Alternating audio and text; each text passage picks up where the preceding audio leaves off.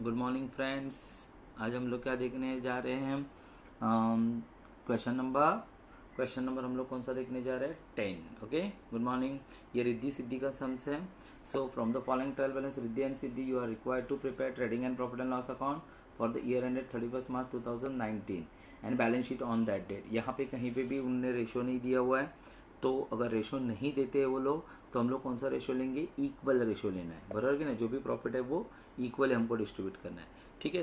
तो ये रिद्धि सिद्धि का सम से लास्ट सम से यहाँ का इलिस्ट्रेशन का। इसके बाद हम लोग क्या करने जाएंगे? जो प्रैक्टिकल प्रॉब्लम्स उन लोगों ने दिए हैं वो सारे सम्स अपने को करने हैं। तो ये सबसे पहले हम लोग ट्रायल बैलेंस जो है वो डिसाइड करके लेते हैं। Stock trading account debit side, capital PCC, दोनों क्रेडिट साइड में PCC। Purchase trading account debit side, wages trading account debit side, carriage inward trading account debit side, carriage trading account debit side, carriage inward trading account debit side, और carriage outward होगा तो profit and loss account debit side.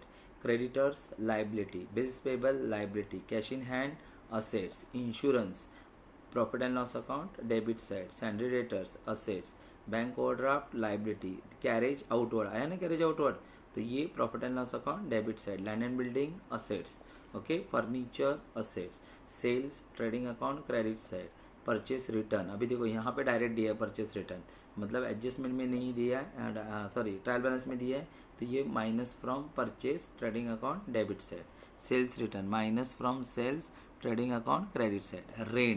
Rent कौन से side में है? देखो अभी debit side में नहीं है, क्रेडिट साइड में है। अगर डेबिट साइड में होगा था तो पेडी में जाता है, क्रेडिट साइड में आए तो पीसी में जाएगा। Okay, profit and loss account, sorry PC, profit and loss account credit side, ठीक है। बैड डेप्ट कहाँ जाएगा? Profit and loss account debit side, ये ओल्ड है। RDD ये भी प्रॉफिट एंड लॉस अकाउंट के डेबिट में, ये ओल्ड है। डिस्काउंट, अभी देखो दोनों साइड में डिस्काउंट है, एक डेबिट साइड में भी डिस्काउंट दिख रहा है आप लोगों को, और क्रेडिट साइड में भी दिख रहा है डेबिट और क्रेडिट। 700 डेबिट में तो ये PD में जाएंगे, और क्रेडिट के जो है वो PC में जाएंगे। ये जो डेबिट साइड हुआ है वो डिस्काउंट अलाउड है, और ये डिस्काउंट रिसीव्ड है। ट्रैवलिंग एक्सपेंसेस PD में जाएगा, advertisement profit and loss account debit side. Okay, तो ये सारी हम लोग की क्या हो गई? पोस्टिंग हो गई। अब देखो सबसे पहले एडजस्टमेंट, फर्स्ट एडजस्टमेंट कौन सी लिखे? क्लोजिंग स्टॉक, तो trading account credit side assets, अभी ये बाय होना चाहिए। आउटस्टैंडिंग एक्सपेंसेस वेजेस, तो पहला वेजेस पे टिक करके ले लो, और ट्रैवलिंग एक्सपेंसेस के ऊपर टिक करके ले लो, ठीक है। ये इसके अंदर क्या हो जाएंगे? ऐड हो जाएंगे दोनों भी एक्सपेंसेस के अंदर, और सेकेंड इफेक्ट जो होगा उनका वो लाइबिलिटी में जाएगा। फिर depreciate land and building and furniture, तो देखो लैंड एंड बिल्डिंग और फर्नीचर के ऊपर टिक करके लिखो furniture land and building. Okay, तो लैंड एंड बिल्डिंग और फर्नीचर में से क्या होगा? ये माइनस होगा, और सेकेंड मतलब ये असेट्स में से क्या होगा? माइनस होगा, और उसका जो सेकेंड इफेक्ट है वो profit and loss account debit में जाएगा। इंश्योरेंस पेड इन एडवांस, मतलब प्रीपेड इंश्योरेंस है, बराबर है, तो इंश्योरेंस के ऊपर टिक करके रखो। हम लोग का इंश्योरेंस में से ये क्या होगा? माइनस होगा, इंश्योरेंस में से माइनस होगा, माइनस फ्रॉम इंश्योरेंस, और सेकेंड इफेक्ट असेट्स में जाएगा क्योंकि ये प्रीपेड है, ठीक है। चलो उसके बाद अपना आगे जाएंगे हम लोग का। उसके बाद क्या लिखा है वहाँ पे? Goods 3000 destroy by fire and insurance company reject the claim fully, तो इसका मतलब ये जो 3000 का गुड्स डिस्ट्रीब्यूटेड फ्री सैंपल है। ओके, तो यहाँ पे क्या करना है आपको? 300 डिस्ट्रॉयड हुआ बाय फायर लिखा हुआ है, इसका मतलब क्या होगा? हमारा नुकसान हुआ तो ये एक इफेक्ट TC में जाएगा।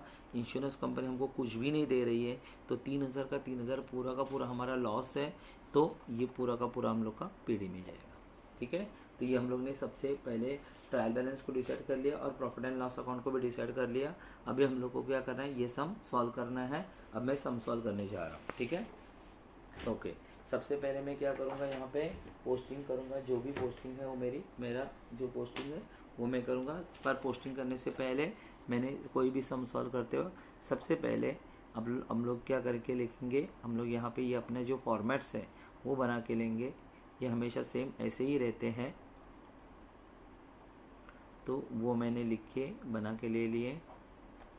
बाय सेल्स, और फिर उसमें से लेस सेल्स रिटर्न, ठीक है। फिर अपना प्रॉफिट एंड लॉस अकाउंट में जाके टू बैड डेप्ट old plus bad debts new, sorry bad debts new plus RDD new और फिर 1 प्लेस छोड़ के माइनस RDD ओल्ड। ठीक है, तो ये मैंने करके ले लिया। ठीक है, अब यहाँ पे अपना कैपिटल लिखेंगे, कैपिटल रिद्धि और दूसरा सिद्धि और फिर 2 प्लेस छोड़ दिया मैंने। यहाँ पे मैंने बाय बैलेंस ब्रॉट डाउन लिख के रख दिया। ठीक है, अब हम लोग सम सॉल्व करना शुरू कर देते हैं। सबसे पहले क्या है, वहाँ पे ट्रायल बैलेंस में अपना लिखा है ओपनिंग स्टॉक। तो ओपनिंग स्टॉक कितना है 48,000। ओपनिंग स्टॉक के सामने लिखा अपन ने 48,000। उसके बाद कैपिटल रिद्धि 50,000 30,000, तो यहाँ पे मैंने लिख दिया 50,000 एंड 30,000। क्लियर, ये देखो। ठीक है, 50,000 30,000। उसके बाद परचेसेस 22,500, तो मैंने ये परचेसेस के सामने लिख दिया 22,500। उसके बाद क्या लिखा है वेजेस 800 टू वेजेस, पर वेजेस के ऊपर एडजस्टमेंट है इसीलिए इसको मैंने इनर कॉलम में लिख दिया और 1 प्लेस छोड़ दिया।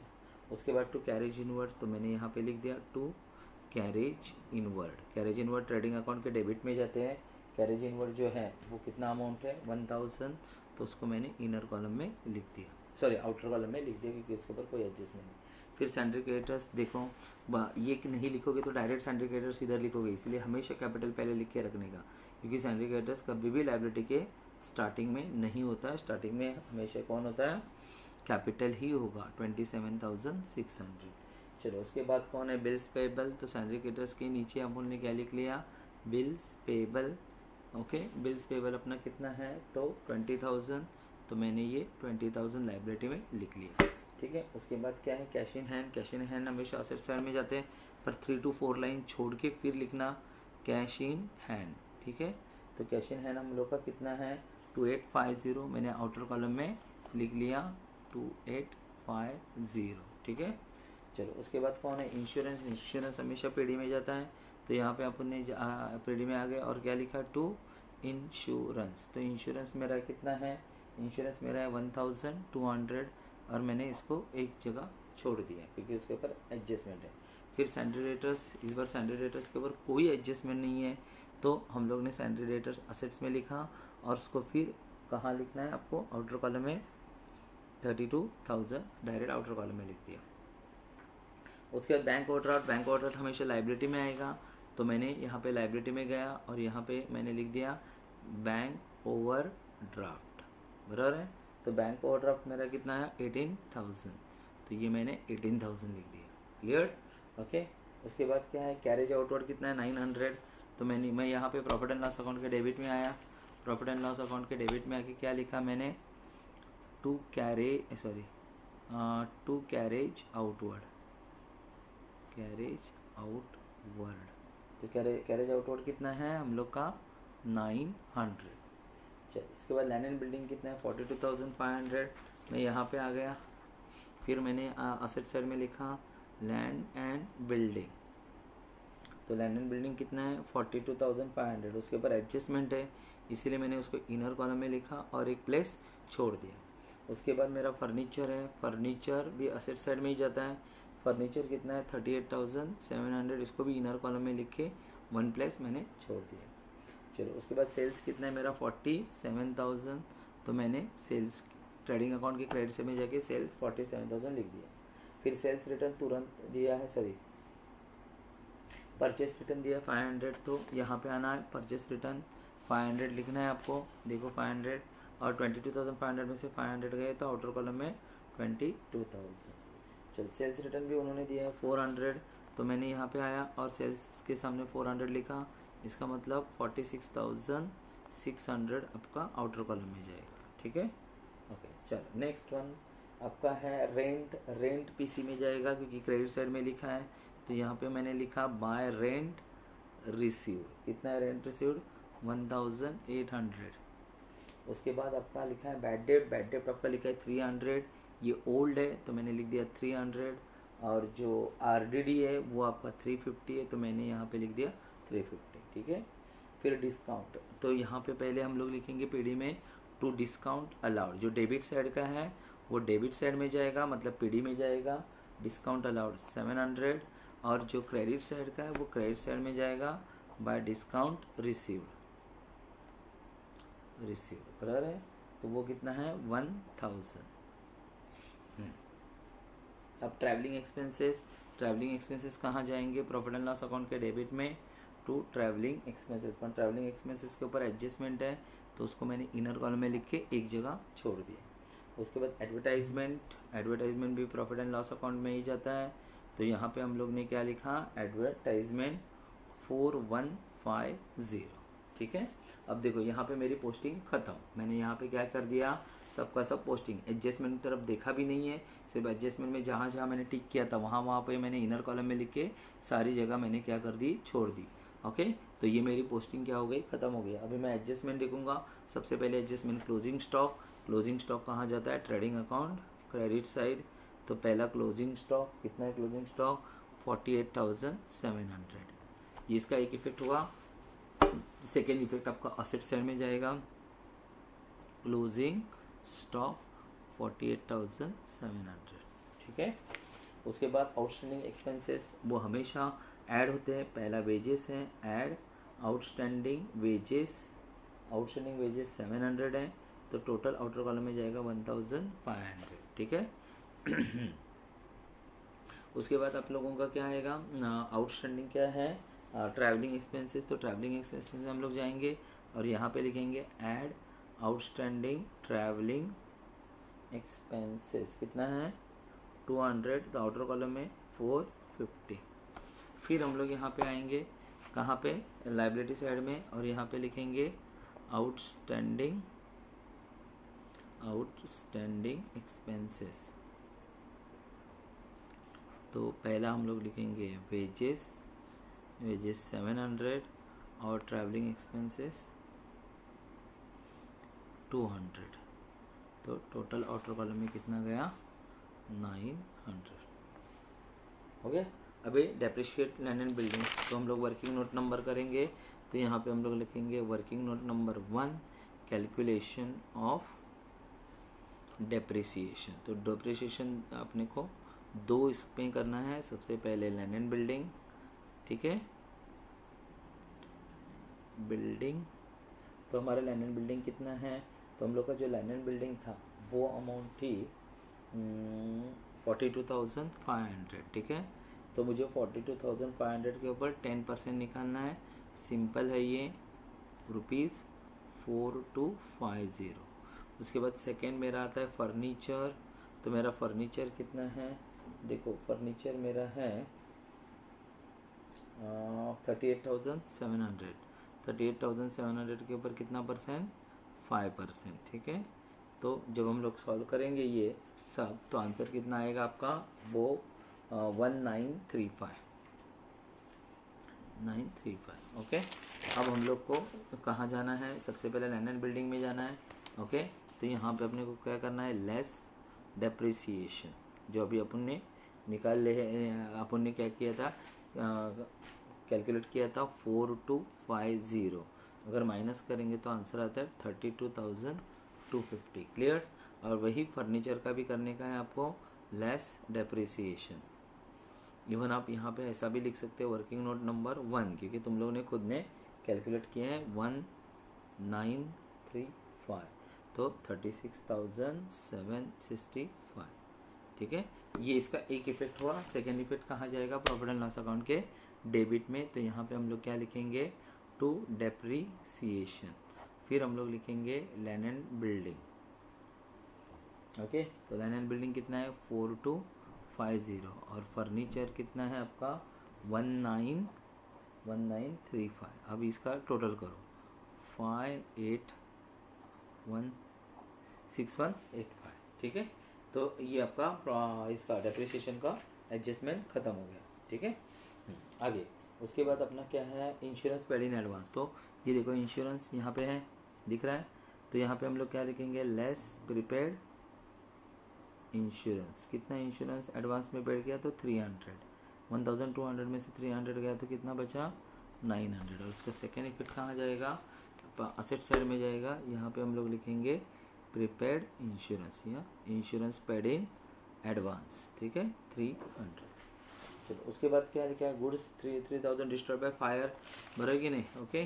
तो उसका इफेक्ट इसी में एक आता है, बाय गुड्स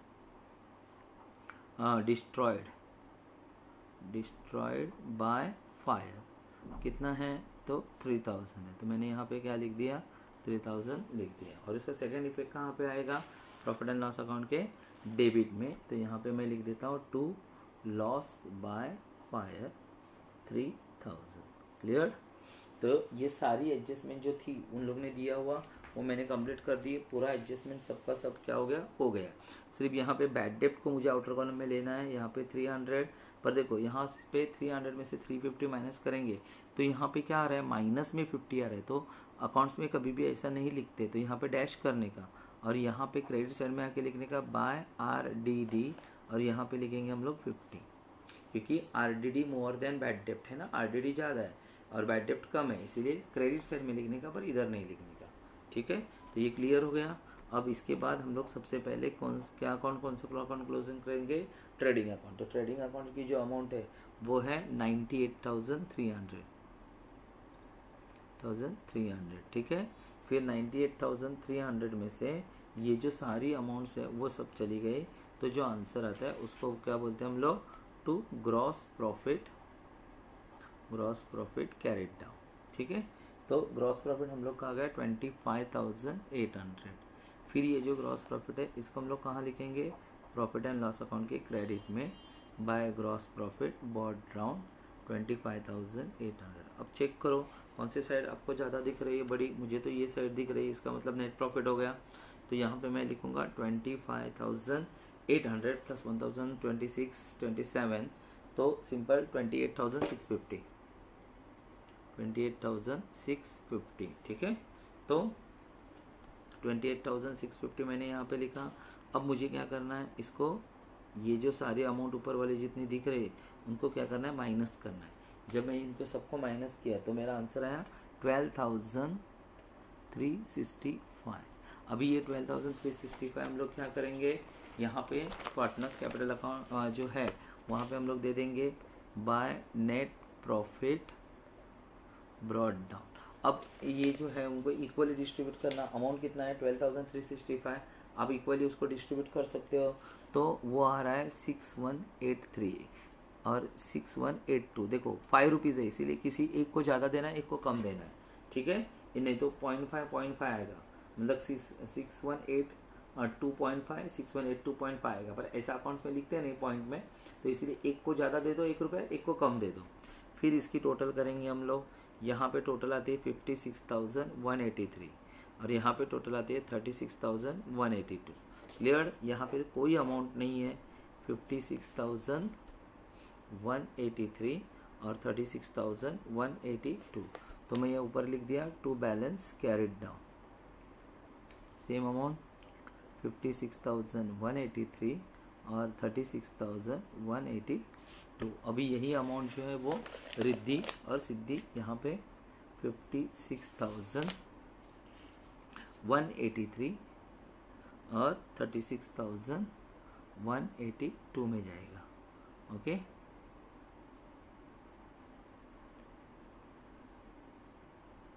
$92,365। अभी अपने को क्या करना है, ये सब हो गया। अभी अपने को बैलेंस शीट टैली करनी है, मतलब बैलेंस शीट का टोटल करना है। फिर मैंने क्या कर दिया, इसका टोटल किया, इसका टोटल किया, ये दोनों का टोटल जब हमने किया तो अपने को कौन सा अमाउंट मिला, अपने को मिला 1,58,865, 1,58,865, 1,58,865, दोनों साइड की टोटल। तो इस तरह ये अमाउंट क्या हो गई, टैली हो गया, ठीक है, बैलेंस शीट। तो क्वेश्चन नंबर 10 इस तरह हम लोग ने सॉल्व किया। कल से हम लोग अभी जो है वो इलिस्ट्रेशन सॉल्व करेंगे। ये सब जो है वो आप लोग समझ के ले लो, सॉल्व करो खुद, जितना ये प्रैक्टिस आप लोग करोगे उतना अच्छा है, ठीक है। कल से अपना इलिस्ट्रेशन के बारे में मैं हमेशा आपको ये बताऊंगा कि आप लोग पहले क्या करो, ये इलिस्ट्रेशन आप खुद सॉल्व करो, उसके बाद मैं आपको सॉल्यूशन भेजूंगा। जब आप खुद सॉल्व करोगे तो आपको पता चलेगा कि कहाँ गलती होगी। अभी तक जितने टर्म्स 10 सम्स हम लोग ने सॉल्व किए वहाँ पे आपके पास सॉल्यूशन वहाँ पे अवेलेबल था, तो आप लोग क्या करते थे, बहुत सारे टाइम सॉल्यूशन देख के भी कर सकते थे, या मैं भेज रहा हूँ, इसके बाद सॉल्यूशन नहीं है, तो आपको पता चलेगा आप कहाँ गलत जा रहे हो। तो हमेशा आपको मैं जो क्वेश्चन भेजूंगा इसके बाद वो आपको खुद को सॉल्व करने हैं और फिर उसका सॉल्यूशन मैं भेजूंगा, तब आपको ज़्यादा समझ में आएगा कि कौन कहाँ पे जाता है। ठीक है, ओके। तो स्टडी करते रहना,